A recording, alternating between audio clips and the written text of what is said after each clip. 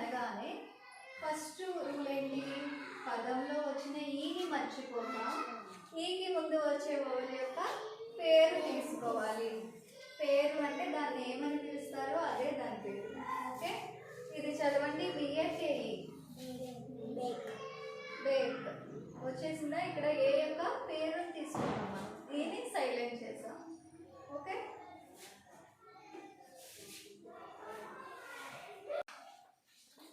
ఇవన్నీ మీకు మర్చిపోయినట్టున్నారు, మళ్ళీ నేర్చుకోవాలి. ఓకే, మనకు 2 లెటర్ వర్డ్స్ వచ్చు, మీకు ఇవన్నీ ప్రొనౌన్స్ చేయడం బాగా వస్తుంది, కానీ జస్ట్ మీరు టెక్నిక్స్ని నేర్చుకోవాలి.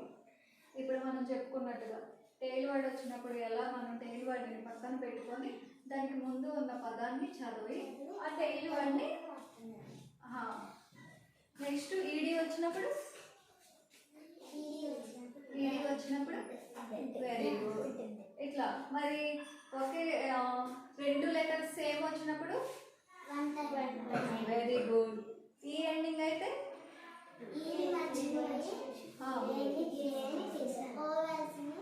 Very good. ఈని మర్చిపోవాలి, దానికి ముందు వచ్చే ఓవల్ యొక్క పేరు తీసుకోవాలి. మరి సి పక్కన ఐ కానీ ఈ కానీ వై కానీ వచ్చినప్పుడు సి పక్కన అవ్వద్దు, సాగా ఉచ్చరిస్తాం. సి సౌండ్ ఏంటి? సి పక్కన ఈ కానీ ఈ కానీ వై కానీ వస్తే జీ పక్కన ఈ కానీ ఐ కానీ వై కానీ వస్తే వెరీ గుడ్. ఈ కాన్సెప్ట్స్ అన్ని మీరు రోజు గుర్తుపెట్టుకున్నారనుకో మీకు చదవడం ఈజీ అవుతుంది. మీకు ఆల్రెడీ వర్డ్స్ అన్ని చదవడం వస్తుంది, కానీ టెక్నిక్స్ని కూడా గుర్తుపెట్టుకోవాలి. Okay,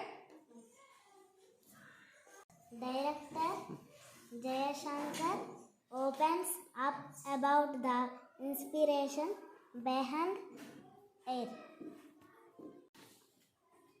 Under the banner